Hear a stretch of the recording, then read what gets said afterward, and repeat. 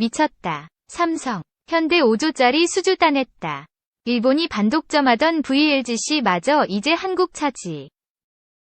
국내 도시정비 시장을 중심으로 전개되는 대형 건설사들의 수주 경쟁에서 현대건설의 악진이 뚜렷하다. 현대건설은 올해 도시정비 사업 신규 수주에서 역대 최대 기록을 새로 쓸 가능성이 어느 때보다 높다. 7월 말 현재 6조 9,544억 원 규모인데 GS건설이 2015년 세운 최고 기록 8조 100억 원까지 1조 556억 원을 남겨뒀다. 하반기에 수주 가능한 대형 사업장이 여럿이라 일각에서는 9조 원 규모의 신규 수주를 거둘 수 있다는 관측까지 내놓고 있다. 현대건설의 이런 황금 기록을 두고 어쩌면 이들 신규 수주가 나중에 부메랑이 돼 현대건설의 뒷덜미를 잡을 수 있다는 우려도 나온다. 글로벌 인플레이션에 따른 건설 자재값과 인건비 상승은 공사비 증가와 직결된다. 여기에 혹시라도 부동산 시장의 거품이 꺼지면서 폭락장이 펼쳐진다면 미분양의 직격탄을 맞을 수도 있다. 이런 우려에 대해 현대건설은 자신감을 보이고 있다.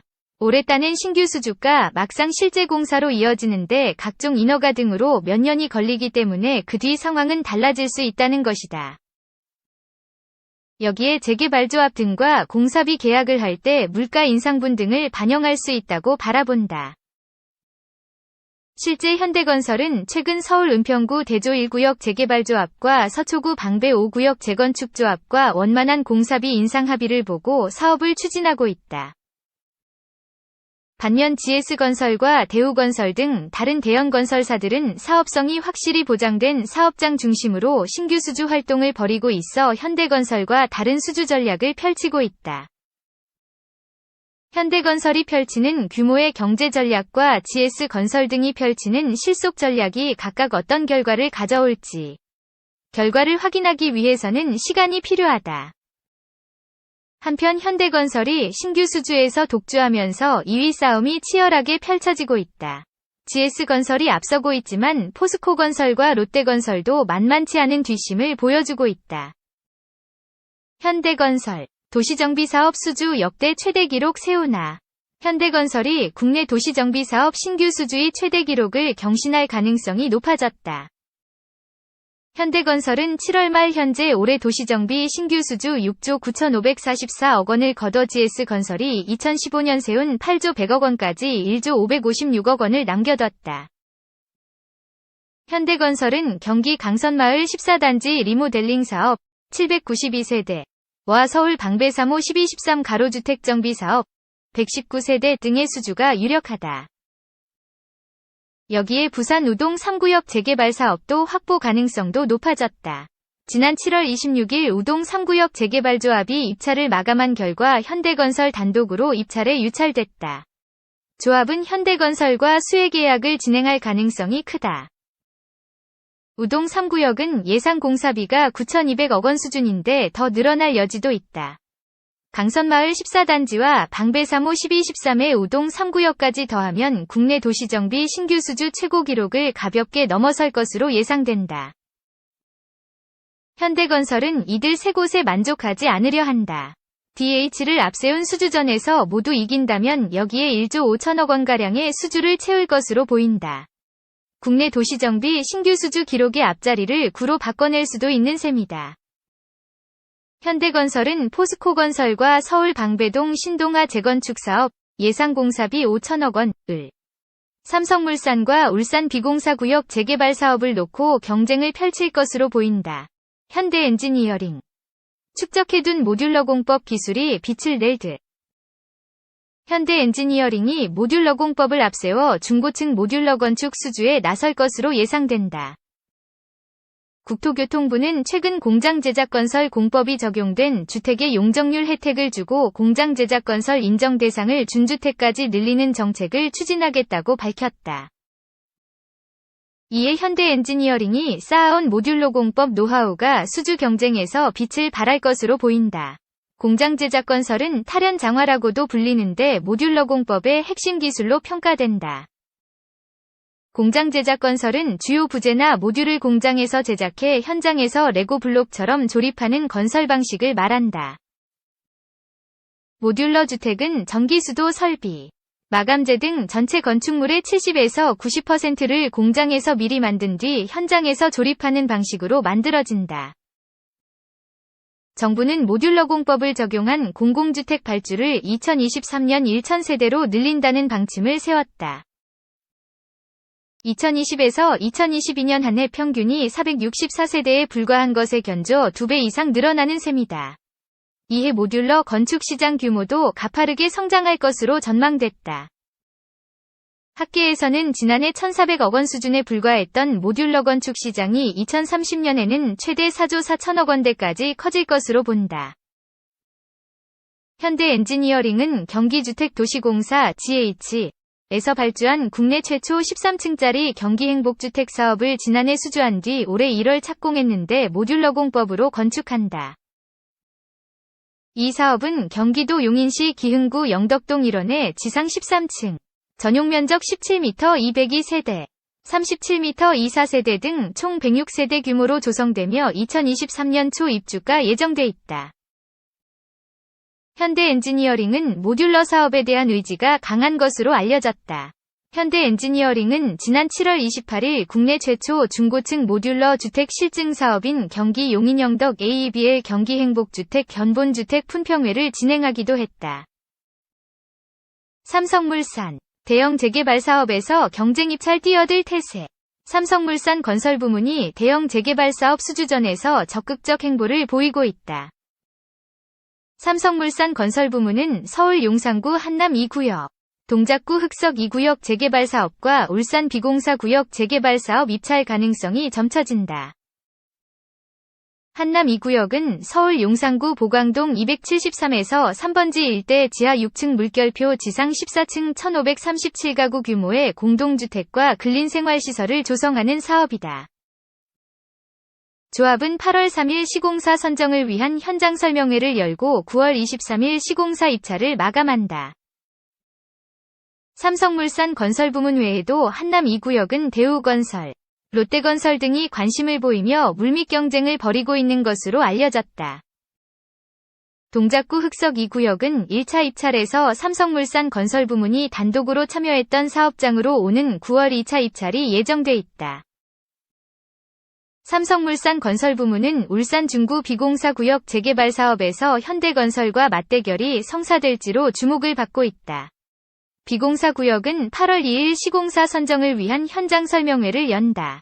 그 뒤 8월 31일 입찰을 마감한다. 삼성 엔지니어링, 베트남 수처리 시장 사업 확장 계획.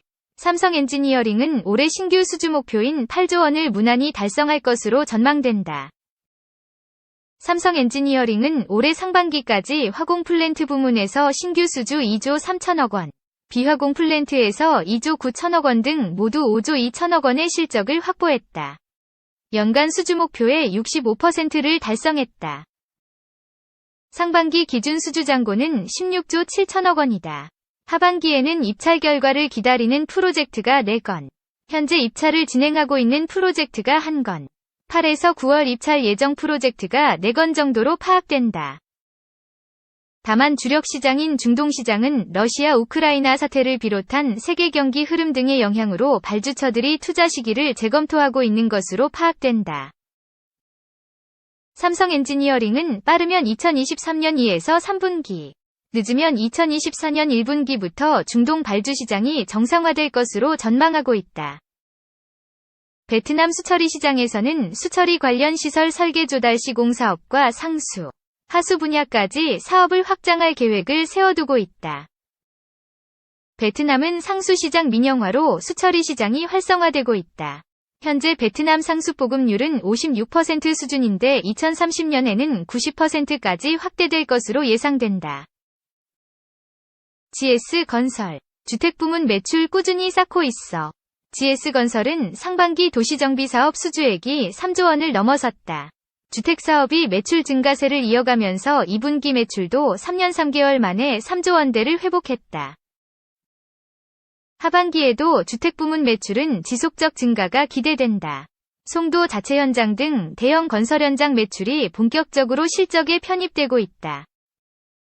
자회사 자이S&D와 새로 인수한 자이CNA도 올해 1조 5천억 원 수준의 매출 기여도를 보여줄 것으로 전망된다. 다만 주택부문 수익성에는 자재값과 인건비 상승 영향이 지속되고 있다. GS건설 자체적으로도 올해 하반기 매출 총이익률은 조금 더 낮아질 수 있다고 바라보고 있다. 자재값은 조금씩 안정되고 있지만 인건비가 계속 상승하고 있고 레미콘, 화물현대 파업 등 영향이 여전하기 때문이다. GS건설은 7월 자회사 하임랩을 새롭게 출범했다. 하임랩은 주거환경 개선 관련 솔루션 사업을 영위하는 기업으로 서울 강남구에서부터 서비스를 시작한다. GS건설은 8월 안에 주택기능 향상을 위한 시공상품인 하임랩 솔루션 서비스도 시작한다. 하임랩 솔루션 서비스에는 단열재 설치와 교체, 창호 교체, 방수 시공, 현관 도어 교체 등이 포함된다. 또 올해 안에 인테리어 시공상품인 하임랩 리모델링 서비스도 제공하겠다는 계획을 세워뒀다. 포스코건설, 도시정비 신규 수주 2위 탈환 노려. 포스코건설이 도시정비 신규 수주 2위 자리 탈환을 노리고 있다. 포스코건설은 2020년 도시정비 2위 자리에 올랐다. 이듬해인 2021년 수주를 크게 늘렸음에도 3위로 한 단계 내려왔는데 올해 하반기 수주를 몰아따내 2위 자리를 되찾으려 한다. 포스코건설은 지난달 30일 경기 수원 벽적골주공 8단지 리모델링 사업 을수주에 2조 클럽에 가입했다.